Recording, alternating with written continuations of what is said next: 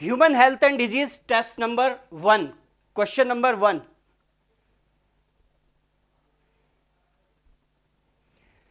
which one of the following sets belongs to the same category of innate immunity barrier?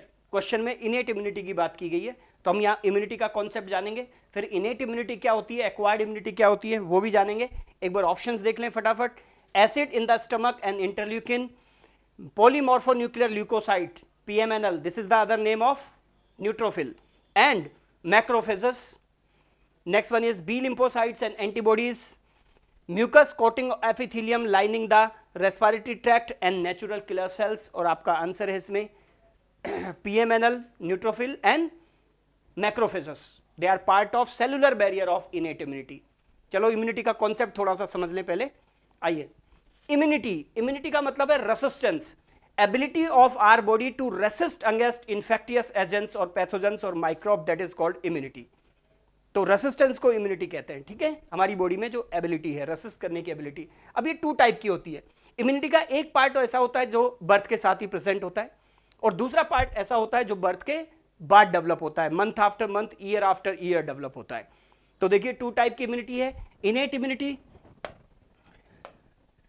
Innate immunity, ये देखिए innate immunity, ये है inborn immunity जो by birth present रहती है, ये वो इम्यूनिटी है। एक्वायर्ड वर्ड का मतलब क्या है, एक्वायर्ड वर्ड का मतलब ही होता है which develops after birth, birth के बाद आने वाली इम्यूनिटी। और देखिए डिफरेंस इन दोनों के, इनेट इम्यूनिटी में जो कंपोनेंट्स होते हैं वो पैथोजन स्पेसिफिक नहीं होते, इसलिए इसको नॉन स्पेसिफिक इम्यूनिटी भी कहते हैं, जबकि एक्वायर्ड इम्यूनिटी को क्या कहते हैं, स्पेसिफिक इम्यूनिटी। एक बार कंपोनेंट्स देखिए, स्पेसिफिक इम्यूनिटी में इन्वॉल्व है टी लिम्फोसाइट्स, बी लिम्फोसाइट्स, ठीक है, T for thymus, B for bone marrow. आपने सुना होगा कि लिम्फोसाइट, आप जानते हैं it's a kind of WBC। आपने सुना होगा कि भाई बर्थ के बाद ओनली हिमोपोइटिक ऑर्गन हमारी बॉडी में होता है bone marrow. RBCs, all 5 type of WBCs, platelets, they are produce in bone marrow. अब 5 टाइप के WBCs में से हम बात करते हैं लिम्फोसाइट की। एक्वायर्ड इम्यूनिटी में सिर्फ लिम्फोसाइट्स आती है, अदर टाइप की जो WBCs हैं वो सब इनेट इम्यूनिटी का पार्ट है। कैसे, आइए इधर देखिए, क्योंकि इनके पास लिम्फोसाइट्स के पास एंटीजन स्पेसिफिक रिसेप्टर्स होते हैं। देखो ये रिसेप्टर्स है जिसकी हेल्प से एक पर्टिकुलर फॉरेन एजेंट को, केमिकल को या पैथोजन को ये रिकॉग्नाइज करेगी और उसके अगेंस्ट रेस्पॉन्स जनरेट करेगी, ठीक है, इसलिए इसको स्पेसिफिक इम्यूनिटी कहते हैं, ठीक है। दोनों की वर्किंग स्टाइल भी डिफरेंट है। टी लिम्फोसाइट डायरेक्टली एक्ट करती है, पर्टिकुलरली टी किलर सेल्स, ठीक है, जबकि बी लिम्फोसाइट डायरेक्ट एक्ट नहीं करती, किसके थ्रू एक्ट करती है, एंटीबॉडीज के थ्रू। तो कुल मिला के 3 कंपोनेंट्स, कौन कौन, बी लिम्फोसाइट्स, टी लिम्फोसाइट और बी लिम्फोसाइट से सीक्रेट होने वाली एंटीबॉडीज, ये है एक्वायर्ड इम्यूनिटी का पार्ट। इसके अलावा बाकी सारे कंपोनेंट किस में आते हैं, इनेट इम्यूनिटी में आते हैं। मेमोरी का कॉन्सेप्ट आपने सुना होगा, टी लिम्फोसाइट्स में भी बनती है T memory cell, B lymphocyte में भी बनती है बी मेमोरी सेल्स। आपने सुना होगा फर्स्ट टाइम जब पैथोजन बॉडी में एंटर करता है तो जो इम्यून रेस्पॉन्स आता है वो स्लो आता है, लेस इफेक्टिव आता है, बट अगर same pathogen second time enter करे तो मोर इफेक्टिव रेस्पॉन्स आता है, secondary immune response, an anamnestic response इसको कहते हैं, हाईली इफेक्टिव आता है due to involvement of memory cells. इसका मतलब यहां पर मेमोरी भी इन्वॉल्व है, या मेमोरी भी इन्वॉल्व है, जबकि इनेट इम्यूनिटी में ये पैथोजन स्पेसिफिक है नहीं। क्या यह मेमोरी इन्वॉल्व है, नहीं, ये जनरल इम्यूनिटी है, ब्रॉड स्पेक्ट्रम इम्यूनिटी है जो ऑल एनिमल्स और प्लांट्स में प्रेजेंट होती है, जबकि acquired immunity, specific immunity, memory based immunity है और ये ओनली हायर वर्टिब्रेट्स में प्रेजेंट होगी। आगे बढ़ते हैं, इनेट इम्यूनिटी का क्वेश्चन था, इसको थोड़ा डिटेल डिस्कस करते हैं। इसके कंपोनेंट्स को अपन बैरियर्स कहते हैं, 4 बैरियर्स आप देखिएगा यहाँ, physical barrier, physiological barrier, cellular barrier, cytokine barriers. First, physical और anatomical barrier, it includes skin and mucosa. अगर आप ऐसे खड़े हो जाएं और सोचें कि हमारे सराउंडिंग में प्रेजेंट है माइक्रोब्स, पैथोजेंस, और वो हमारी बॉडी के कांटेक्ट में आ रहे हैं, क्या वो हमारी बॉडी में एंटर कर पा रहे हैं, नहीं कर पा रहे, मोस्ट ऑफ देम एंटर नहीं कर पा रहे। क्यों, कौन ब्लॉक कर रहा है, स्किन। स्किन का आउटर पार्ट होता है एपिडर्मिस, एपिडर्मिस मल्टीलेयर्ड एपिथेलियम है, उसकी आउटरमोस्ट लेयर को कहते हैं, जो डेड क्रेटिनाइज सेल्स का बना होता है, स्ट्रेटम कॉर्नियम। तो स्किन का जो स्ट्रेटम कॉर्नियम है, ये स्ट्रेटम कॉर्नियम पैथोजन की एंट्री को क्या करेगा, ब्लॉक। जहां स्किन नहीं है बॉडी में 3 मेजर ट्रैक्ट्स हैं विच opens directly outside. Number 1 GIT, gastrointestinal tract, digestive tract. Second respiratory tract जो नॉस्ट्रिल्स के थ्रू आउटसाइड ओपन होता है। Third urinogenital tract. तो ये 3 ट्रैक्ट है जो डायरेक्टली आउटसाइड ओपन होते हैं। ये 3 ट्रैक्ट मैंने ऐसे बनाए ये डायरेक्टली आउटसाइड ओपन होते हैं, ठीक है। तो इन तीनों ट्रैक्ट को लाइन किए हुए म्यूकोसा और म्यूकस मेम्ब्रेन प्रेजेंट होती है, जिससे म्यूकस सिक्रीट होता रहेगा और वो म्यूकस पैथोजेंस को इमोबिलाइज कर देगा, ब्लॉक कर देगा। तो कुल मिला के 2 फैक्टर इसमें फिजिकल और एनाटॉमिकल बैरियर्स में इन्वॉल्व है। अगर ये बैरियर फेल हो जाए तो, जैसे इंजरी हो जाए तो स्किन से होकर के पैथोजन अंदर चला जाएगा, टिश्यूज में पहुंच जाएगा, ठीक है। तो फिर क्या होगा, अदर बैरियर्स काम करेंगे। आइए अदर बैरियर्स जानते हैं। फिजियोलॉजिकल बैरियर, फिजियोलॉजी हमारी बॉडी की जो वर्किंग है वो ऐसी है कि पैथोजेंस को सपोर्ट नहीं करती। माइक्रो पैथोजन बॉडी में एंटर करेंगे तो उनको हमारी बॉडी में फेवरेबल कंडीशंस नहीं मिलती, ठीक है। कैसे, जैसे हमारी बॉडी के जो सिक्रीशंस हैं लाइक सलाइवा, टीयर, स्वेट, इनमें एक बैक्टीरियोसाइडल एजेंट होता है लाइसोजाइम, जो बैक्टीरिया को किल कर देता है by dissolving their cell wall. अगर इनहेल्ड और इंजेस्टेड पैथोजन है तो वो पहुंचेगा कहाँ, स्टमक, वहां प्रेजेंट है HCl। ये HCl की वजह से, एसिडिक पीएच की वजह से मोस्टली पैथोजेंस यहाँ डिस्ट्रॉय हो जाते हैं। फीवर जनरल सिम्टम होता है डिजीज में, बहुत सारी डिजीज में सिम्टम होता है फीवर। क्यों होता है फीवर, आपने सुना होगा, लो टू माइल्ड फीवर होना अच्छी बात होती है, ठीक है। फीवर कॉजिंग एजेंट्स को पायरोजेंस कहते हैं। पैथोजन से सीक्रेट होने वाले टॉक्सिन्स या फिर उन टॉक्सिन से एक्टिवेटेड WBCs से रिलीज होता है इंटरल्यूकिन, ये पायरोजन का काम करते हैं, ये फीवर कॉजिंग एजेंट्स हैं।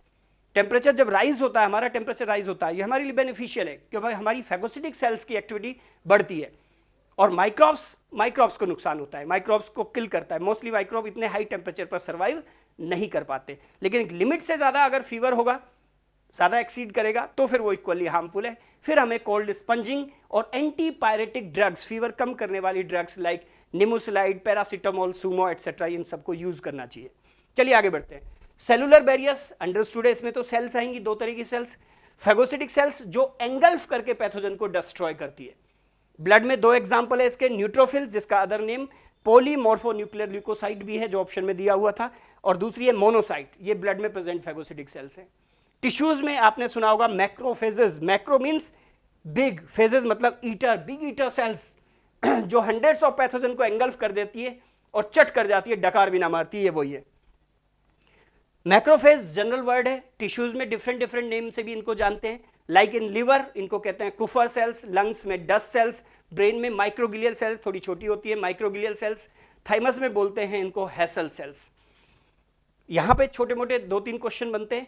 Which of the following is the most common and most active phagocytic cells of our blood और बॉडी, तो आंसर क्या होगा, न्यूट्रोफिल।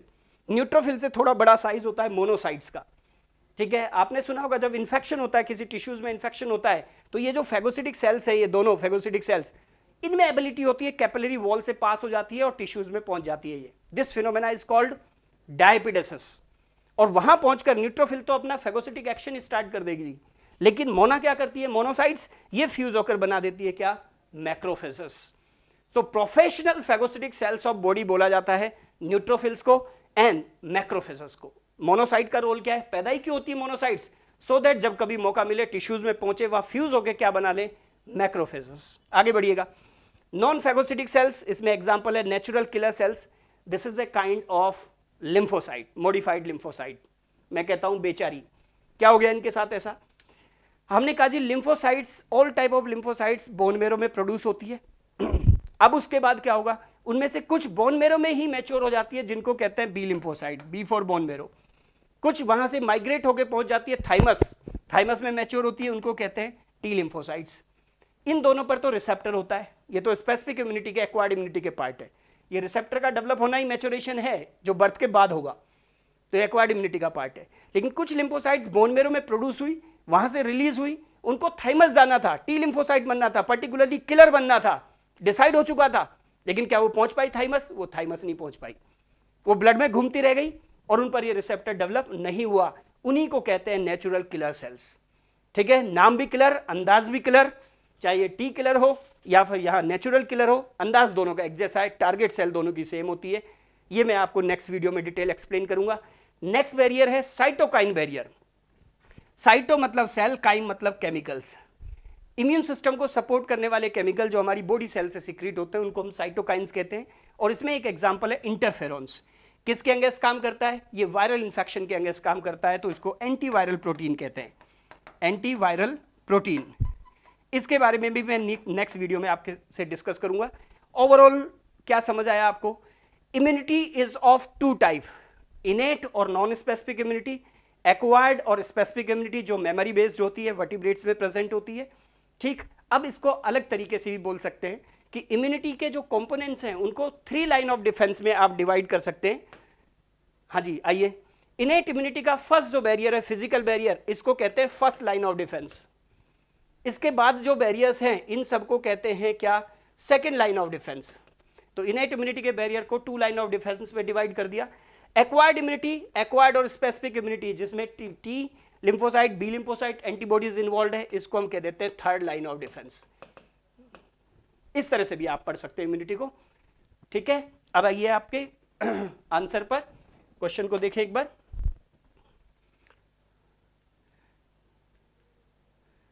हाँ जी, which of the following set belongs to the same category of innate immunity barrier? Same category की बात चल रही है, same category of innate immunity barrier. हाँ जी, innate immunity barrier. Acids in stomach, आपको पता है ये तो फिजियोलॉजिकल बैरियर है, अभी पढ़ा आपने। इंटरल्यूकिन्स वगैरह ये साइटोकाइन बैरियर है, तो ये तो सेम कैटेगरी नहीं हुई। पीएमएनएल, मैक्रोफेजेस, ये दोनों कहन है, ये दोनों फेगोसिटिक सेल्स है, तो आपका आंसर ये हो गया, सेलुलर बैरियर। आगे देखिए, बी लिम्फोसाइट्स एंड एंटीबॉडीज, ये तो किसका पार्ट है? इनेट इम्यूनिटी का पार्ट ही नहीं है, ये तो एक्वायर्ड इम्यूनिटी का पार्ट है। Mucus coating of epithelium lining the respiratory tract, ये म्यूकोसा की बात हुई थी, तो म्यूकोसा फिजिकल बैरियर का पार्ट है। एंड नेचुरल किलर सेल्स, ये सेलुलर बैरियर का पार्ट है, इसका मतलब ये भी सेम कैटेगरी नहीं है। ठीक है, ये आपका आंसर होगा। Question number 10, all of the following except one, इसको अंडरलाइन कर लें, is true statement. Options are, B cells are produced in bone marrow and mature there, बिल्कुल ठीक है, प्रोडक्शन मैच्योरेशन साइट सेम होती है बी सेल्स में। Precursor of T cells are produced in bone marrow but leave marrow and mature in thymus, site of production तो दोनों की ही bone marrow है, साइट ऑफ मैच्योरेशन डिफरेंट होता है, इसका बोन मेरो, इसका thymus. Next, T cell performs cell mediated immunity, CMI के लिए रिस्पॉन्सिबल है, whereas B cell produce antibodies which is responsible for humoral immunity, antibody mediated immunity. आपको पता है बी और टी सेल्स में 3 डिफरेंस होते हैं, साइट ऑफ मैच्योरेशन डिफरेंट है, दूसरा दोनों की वर्किंग स्टाइल डिफरेंट है, ये सीएमआई के लिए रेस्पॉन्सिबल है, ये एंटीबॉडीज के थ्रू एक्ट करती है बी सेल्स, और थर्ड डिफरेंस होता है एक छोटा सा, इनमें रिसेप्टर का डिफरेंस होता है। चलिए नेक्स्ट ऑप्शन, फोर्थ ऑप्शन देखते हैं, T helper cell can secrete antibodies, क्या ये ऑप्शन ठीक है? T helper cell can secrete antibodies, नहीं, ये ऑप्शन ठीक नहीं है, तो आपका आंसर कौन सा होगा? इसको चलो हम एक्सप्लेन कर देते हैं। आपने सुना होगा टी हेल्पर सेल एंटीबॉडीज तो सीक्रेट नहीं करती, लेकिन इम्यूनिटी में most important role acquired immunity में, स्पेसिफिक इम्यूनिटी में अगर किसी का है तो वो टी हेल्पर सेल का है, पर्टिकुलरली सीएमआई में। और सीएमआई एएमआई को दोनों को कनेक्ट करने का काम भी कौन करती है? T helper cell. ये एक प्रेजेंटेशन है, इसके थ्रू हम समझते हैं। बिल्कुल जीरो से स्टार्ट करते हैं। इन्फेक्शन हुआ, first line of defence fail हो गया, फिजिकल बैरियर वगैरह, second line of defence fail हो गया। ठीक है, अब बात आती है थर्ड लाइन ऑफ डिफेंस की, एक्वायर्ड इम्यूनिटी की, स्पेसिफिक इम्यूनिटी की, बी एंड टी लिम्फोसाइट, ये कैसे एक्टिवेट होते हैं और टी हेल्पर सेल कितना इंपॉर्टेंट रोल प्ले करता है। इन्फेक्शन का मतलब है entry of pathogen into our body, जैसे ही पैथोजन अंदर गया, सपोज कीजिए टिश्यूज में पहुंच गया पैथोजन, वहां पर फेगोसिटिक सेल है मैक्रोफेज, इसने पैथोजन को एंगल्फ किया, और एंगल्फ करने के बाद ये पैथोजन को क्या करती है? डिस्ट्रॉय कर देती है, किल कर देती है। पैथोजन की सरफेस पर प्रेजेंट ये जो फ्रेगमेंट्स होते हैं, जिनको कहते हैं एंटीजन या एंटीजेनिक फ्रेगमेंट्स, इनको ये अपनी सरफेस पर डिस्प्ले कर देती है। दो बात है, या तो पैथोजन को मैक्रोफेज पूरी तरह से साफ कर दे, या फिर जो रिमेनिंग फ्रेगमेंट्स है, छोटे छोटे फ्रेगमेंट्स हैं जिनमें एंटीजेनिक नेचर बची हुई है, जो हमारी बॉडी को हार्म कर सकते हैं, टॉक्सिसिटी बची हुई है, उन फ्रेगमेंट्स को अपनी सरफेस पर डिस्प्ले कर देती है। In this way macrophage acts as antigen presenting cell, APCs भी कहते हैं। क्यों डिस्प्ले किया? So that they can be easily recognised by B lymphocytes and T lymphocytes. Usually इन फ्रेगमेंट्स को कौन रिकॉग्नाइज करता है? टी लिम्फोसाइट, और उसमें भी टी हेल्पर सेल। क्यों होता है ऐसा? आइए, क्योंकि जैसे ही टी हेल्पर सेल ने अपने एंटीजन स्पेसिफिक रिसेप्टर्स की हेल्प से इस एंटीजन को रिकॉग्नाइज किया, ये टी हेल्पर सेल एक्टिवेट होगी, लार्ज अमाउंट में ये सेल प्रोड्यूस करेगी, मतलब प्रोलिफरेट होगी, और फिर उन टी हेल्पर सेल के क्लोन से, ग्रुप से लार्ज अमाउंट में रिलीज होते हैं केमिकल्स, लिम्फोकाइंस।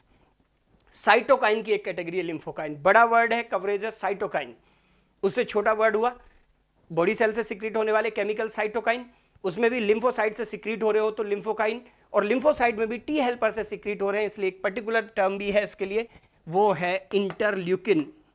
इंटरल्यूकिन कॉमन वर्ड अगर मैं बोलूं इसके लिए तो ये है अलार्मिंग केमिकल, जो पूरी बॉडी में हल्ला पीटते हैं, ढोल पीटते हैं, इन्फेक्शन इन्फेक्शन इन्फेक्शन इन्फेक्शन, जिससे क्या होगा, भगदड़ मच जाती है, किधर है किधर है किधर है, इस तरह का। तो ओवरऑल इम्यून रेस्पॉन्स को ये बूस्ट अप कर देते हैं। कैसे बूस्ट अप करेंगे? टी हेल्पर सेल के इंटरल्यूकिन, अलार्मिंग केमिकल, लिम्फोकाइंस कैसे बूस्ट अप करते हैं इम्यून रेस्पॉन्स को? एक तरफ ये फैगोसिटिक सेल्स की एक्टिविटी बढ़ाते हैं, इस तरह से इनेट इम्यूनिटी को सपोर्ट करेंगे। किलर सेल्स की एक्टिविटी बढ़ा देते हैं, तो इस तरह से ये सीएमआई, सेल मीडिएटेड इम्यूनिटी को सपोर्ट करते हैं। बी लिम्फोसाइट की एक्टिविटी बढ़ाएंगे, वहां से एंटीबॉडी सिक्रीशन को प्रमोट करते हैं, इस तरह से ये एएमआई, एंटीबॉडी मीडिएटेड इम्यूनिटी को सपोर्ट करेंगे। ठीक, अब अगर सारे केमिकल्स इम्यून रेस्पॉन्स को बूस्ट अप करते रहेंगे, बढ़ाते रहेंगे, तो हो सकता है किलर सेल्स वगैरह इनकी एक्टिविटी इतनी बढ़ जाएगी कि बॉडी की नॉर्मल सेल को भी डिस्ट्रॉय करने लगे, उन पर अटैक करने लगे। तो कोई तो बॉडी में ऐसा मैकेनिज्म होना चाहिए जो इम्यून सिस्टम को अंडर चेक रखे, एक लेवल से ज्यादा नहीं बढ़ने दे। तो वो सिस्टम क्या है? ये जो अलार्मिंग केमिकल्स हैं, ये साथ में सप्रेसल सेल की एक्टिविटी को भी बढ़ाते हैं, और ये सप्रेसल सेल इनहिबिटरी रोल रखती है, ये एक लेवल से ज्यादा इम्यून रेस्पॉन्स को नहीं बढ़ने देती। ठीक, आगे बढ़िए। अब रोल बात करते हैं बी सेल्स की। बी लिम्फोसाइट्स का क्या रोल है? बी लिम्फोसाइट का एक्टिवेशन दो तरह से हो सकता है। नंबर वन, इनके पास अपना एंटीजन स्पेसिफिक रिसेप्टर होता है, तो ये डायरेक्टली भी एंटीजन और एंटीजेनिक फ्रेगमेंट्स को रिकॉग्नाइज कर सकती है, तो डायरेक्टली एक्टिवेट हो जाएगी। या फिर इनका इनडायरेक्ट एक्टिवेशन हो सकता है हेल्पर सेल के अलार्मिंग केमिकल्स के थ्रू, ये है इनडायरेक्ट एक्टिवेशन। चलो, इनडायरेक्ट हो या डायरेक्ट हो, अगर एक पर्टिकुलर बी लिम्फोसाइट एक्टिवेट होगी तो उसके बाद क्या होगा? उसके बाद वो अपनी कॉपी प्रोड्यूस करेगी, प्रोलिफरेट होगी, लार्ज नंबर में सेल प्रोड्यूस करेगी। ठीक है, इन लार्ज नंबर ऑफ सेल को कहते हैं क्लोन। बिल्कुल फोटोस्टेट है, सेम टाइप का रिसेप्टर होगा। ठीक है, so cells of one clone are specific to one antigen और डिफरेंट एंटीजन, सेम रिसेप्टर रखेंगी क्लोन की सभी सेल्स, तो किसके लिए स्पेसिफिक होगी? वन एंटीजन के लिए। This phenomena is called clonal selection. Clonal selection में दो स्टेप होते हैं। ये फर्स्ट स्टेप है प्रोलिफरेशन, जिसमें सेल का नंबर बढ़ा। अब सेकंड स्टेप है डिफरेंशिएशन। इस क्लोन की सेल्स दो तरह की सेल में डिफरेंशिएट होगी, effector cells and memory cells. यहां पर इफेक्टर सेल्स को कहते हैं प्लाज्मा सेल्स। ठीक है, ऐसी बी लिम्फोसाइट्स जिसमें खूब सारे रफ एंडोप्लाज्मिक रेटिकुलम डेवलप हो जाती है, जो फास्ट रेट पर एंटीबॉडी सिक्रीट करती है at the rate of around 2000 molecule पर सेकेंड, उनको अपन कहते हैं प्लाज्मा सेल्स। ये डिफरेंट टाइप की एंटीबॉडी सिक्रीट होगी, और ये एंटीबॉडी जाकर के एक्ट करेगी, न्यूट्रलाइज करेगी टॉक्सिन्स को, बैक्टीरियल टॉक्सिन्स वगैरह को। ठीक है, तो ये रोल हुआ एएमआई का। और दूसरा B memory cells. Memory cells आप जानते हैं लॉन्ग लिव्ड सेल्स होती है, वर्किंग इनकी स्लो होती है, इसलिए इनका लाइफ स्पेन क्या होगा? ज्यादा होगा। ये ऑलमोस्ट लाइफ टाइम आपकी बॉडी में प्रेजेंट रहती है। प्लाज्मा सेल्स, इफेक्टर सेल्स की लाइफ स्पेन 5 to 7 days होता है। आगे बढ़िए। तो कुल मिला के इस प्रेजेंटेशन में हमने क्या देखा? इसमें हमने टी लिम्फोसाइट्स का टी हेल्पर सेल्स का की रोल देखा कि टी हेल्पर सेल ने क्या किया, ओवरऑल इम्यून रेस्पॉन्स को बूस्ट अप किया। एक तरफ इनेट इम्यूनिटी को सपोर्ट किया, तो सीएमआई को सपोर्ट किया, तो बी लिम्फोसाइट से एंटीबॉडी सिक्रीशन को भी बढ़ाया। तो इसलिए आपकी एनसीईआरटी में एक स्टेटमेंट लिखा है, T helper cells don't secrete antibodies but they helps in secretion of antibodies. तो एंटीबॉडी सिक्रीट नहीं करती, बट एंटीबॉडी सिक्रीशन में हेल्प करती है। कैसे? क्योंकि उनके अलार्मिंग केमिकल बी लिम्फोसाइट्स को एक्टिवेट करते हैं, जिससे बॉडी में एंटीबॉडी सिक्रीशन बढ़ता है।